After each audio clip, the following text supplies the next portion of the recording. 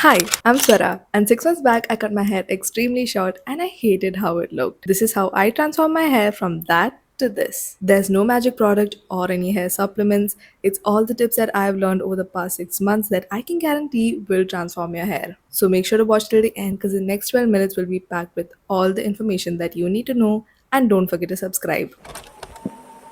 This video took 6 months to make because I had to prove to you that it is possible to grow your hair even if it feels dry, even if it feels like your hair just won't grow. It is possible with the right products and the right changes. 6 months back, I cut my hair extremely short and my hair was going through it. I wasn't taking care of myself and I was going through a tough time and I was desperate for a change. I decided to switch up my routine, and this is how my hair looks now. The changes that I made in my routine were mainly focused on making my hair more longer and healthier. Before we head into the video though, I want to give a quick disclaimer. These are tips that I have tried and have worked for me. Hair care is just like skincare. It requires a lot of time, consistency, and anybody who's trying to tell you that there's a certain product that will instantly make your hair grow longer, they're lying to you, because hair is just like skin. It takes a lot of time and a lot of patience to get it to a healthy state. Now, there's so much advice on the internet. Some say that you should go days without washing your hair for it to be healthy. Some say that you should avoid silicone. Some say you should not use sulfates. But here's the thing, everyone's hair is different.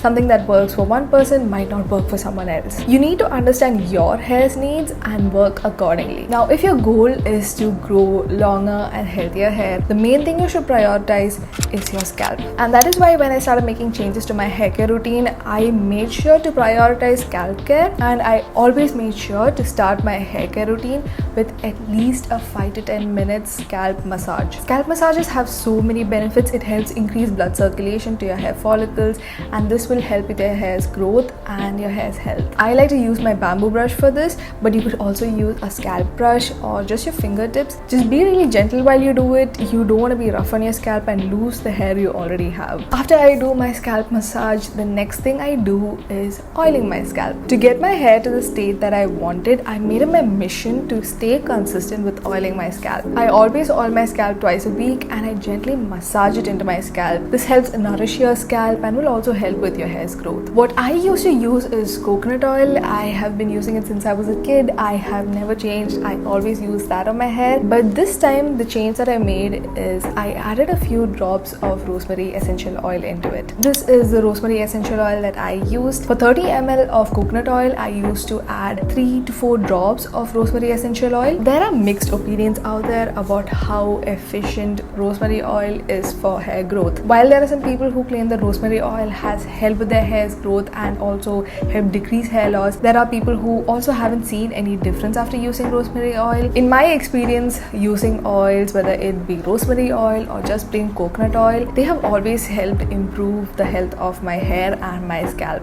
And the thing with hair loss is it's best to tackle it from every angle possible. Just be consistent, be patient, and don't be hesitant to experiment with different things and just see what works out for your hair. After I oil my scalp, I like to let it sit for at least 1 to 2 hours so that my scalp can absorb all the goodness. If you want to take it a step further, you can also do a DIY deep oil treatment. What you do is just warm the oil up a little bit. Don't make it too hot or you could harm your scalp. Apply the oil to your scalp, massage for a few seconds, and then wrap your whole head in a saran wrap. This can help the oil penetrate deeper into the scalp and strengthen your hair. One major thing that I feel most people overlook that could really affect the growth and health of your hair is excess buildup, which is why cleansing your scalp is as important as oiling your scalp or doing any treatments. If you use any product on your hair throughout the week, it's so important that you get rid of it to prevent buildup. If you go to the gym regularly or if you sweat a lot and your scalp becomes really oily and greasy,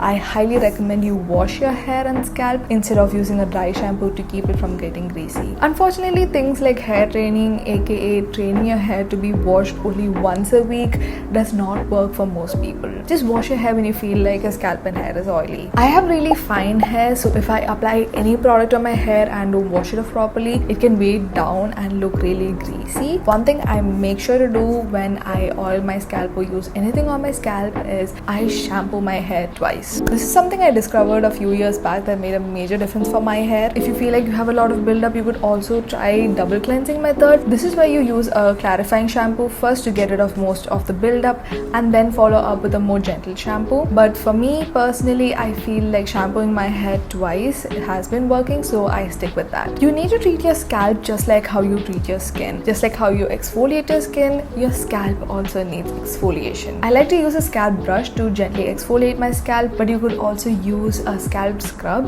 It can get rid of product buildup, excess oil and dirt that gather near the root of your hair. Whatever you do, make sure to be really gentle with your scalp. Never scrub your scalp too hard or apply too much pressure.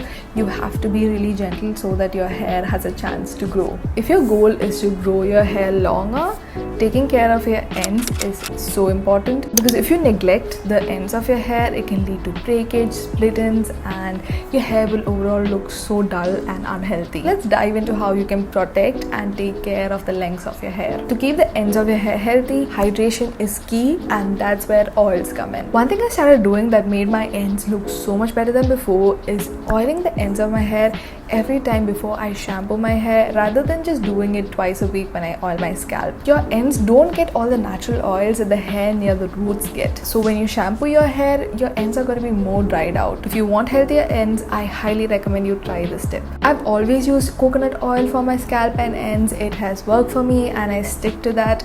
But you could also use oils according to your hair's porosity. Hair's porosity does play a big role when it comes to how well the products are absorbed into your hair. Most of you know how to do the hair porosity test. In case you don't know, it's pretty simple. Just take a few clean strands of your hair without any product. Take a glass of water, put those hair strands into the glass. If your hair floats on top, that means that you have low porosity hair. If it floats in the middle of the glass, it means that you have medium porosity. And if your hair sinks to the bottom of the glass, that means that you have high porosity hair. Now, once you have figured out your hair's porosity, you can follow this guide to figure out which oil would be best for your hair. For low porosity hair, jojoba oil, almond oil and argan oil work well. If you have medium porosity, grapeseed oil or black seed oil will work well for you. And if you have high porosity oils like castor oil, olive oil or coconut oil will work. But here's the thing, even though I have low porosity hair, coconut oil has been working well for me. So it's less about strictly following some guide and more about doing what works for your hair. Now let's talk about how to take care of the ends of your hair while you wash your hair. When you use your shampoo, make sure to focus it mainly on your scalp. Lather the shampoo and massage it well near your scalp and just let it run through the rest of your hair. What I like to do is I also run my fingers through the ends of my hair just to make sure that it's properly cleansed. If you're wondering if hair masks and conditioners are even important,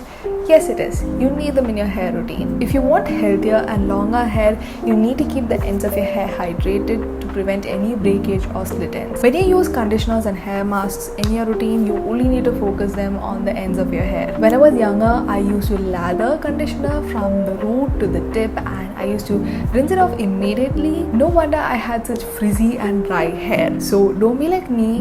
Let the conditioner sit on the ends of your hair for at least 5 to 10 minutes, as long as possible, and then rinse it out. Your hair is the most fragile when it's wet, so here's how you need to protect them once you're done washing your hair. If you struggle with dry ends, you need to start using leave-in conditioners in your routine. Leave-in conditioners will help bring back all the moisture that the ends of your hair lost while you wash your hair. It'll keep your ends moisturized and it'll prevent any split ends and reduce the chances of breakage. Once I dry my hair, to tame any frizziness, I use a hair serum, and this is what will help seal in that moisture. Another way to keep the lengths of your hair protected is by switching to a microfiber towel. Microfiber towels absorb more water when compared to a regular towel, and it's so much more gentle on your hair, so it's less likely to cause any breakage or frizziness. Now comes the most important part.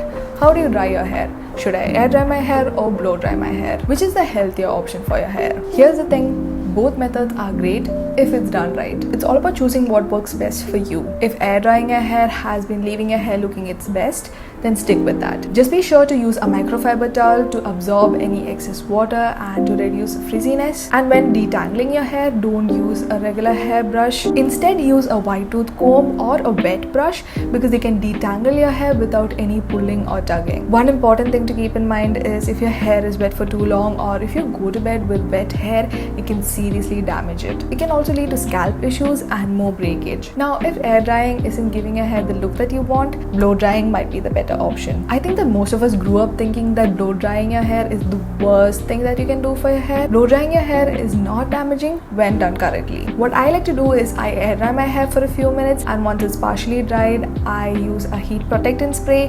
I spray that generously, and then I put my hair dryer in the medium setting, hold it 5 inches away from me and dry my hair. I feel like this method makes my hair look so much better and less frizzy. Sometimes I also like using my Revlon one-step brush, and when I use my brush, I use the lowest setting and then I style my hair. Now let's talk about how often you should be getting haircuts. If your goal is to grow your hair, I really don't think you need to get regular trims. But if your hair is prone to split ends and if you have really damaged ends, then you might have to get professional trims every 3 to 4 months, because ignoring those split ends could lead to more breakage, and that's just not healthy for your hair. With proper care, you can maintain healthy ends and you won't need to get regular trims. Now let's talk about some lifestyle changes that you need to take care of if you want to get healthier hair. If you're suddenly experiencing a lot of hair loss, you've been trying different things and you don't see a change, please go get your blood work done. Hair loss is often caused due to some underlying deficiencies, and that's exactly what happened to me. There were a lot of signs, but I did not get myself tested, and when I finally did my test, I found that my vitamin D levels were alarmingly low. Vitamin D deficiency is a major cause of hair loss for many people. That, coupled with the stress I was going through, made my hair loss so much worse. Once I found out about this, I started taking supplements and I started taking more care of my health and my hair. However, vitamin D isn't the only culprit. There could be many reasons as to why there could be a sudden increase in your hair loss. Don't ignore the signs, because it's always better to address them at an earlier stage. Another factor that could play a huge role in your hair's health is your diet. I've personally experienced how poor diet could affect the health of your hair back in 2020. When I wasn't eating well or taking care of myself, my hair looked its worst. I lost all my volume, my ends were dry, I just never could make it look good unless I used a lot of heat on it. To regain all that, I started incorporating more healthy fats and proteins in my diet. I had more fish, more eggs and nuts in my diet, and I also started eating more pumpkin seeds. Pumpkin seeds are great because of its DHT blocking properties. DHT is a hormone that is linked with hair loss, so eating more of pumpkin seeds could help with your hair's health. Overall, maintaining a balanced diet is essential for your hair's growth. Sleep also plays a huge role in your hair's health. Not getting enough sleep and having a lot of stress can lead to hair loss and also slow down your hair's growth. This happens because your body does not have enough time to repair itself. Getting good sleep and lowering your stress will give your hair the chance to become healthier and stronger. And that's everything I did in the past 6 months to transform my hair. When it comes to hair loss and growing healthier hair, it's all about trying different options and seeing what works best for you. Remember, consistency and patience is so important, and every small change will add up over time. If you found this video helpful, make sure to leave a like down below so that I know that you found it helpful. Make sure to subscribe for more videos like this.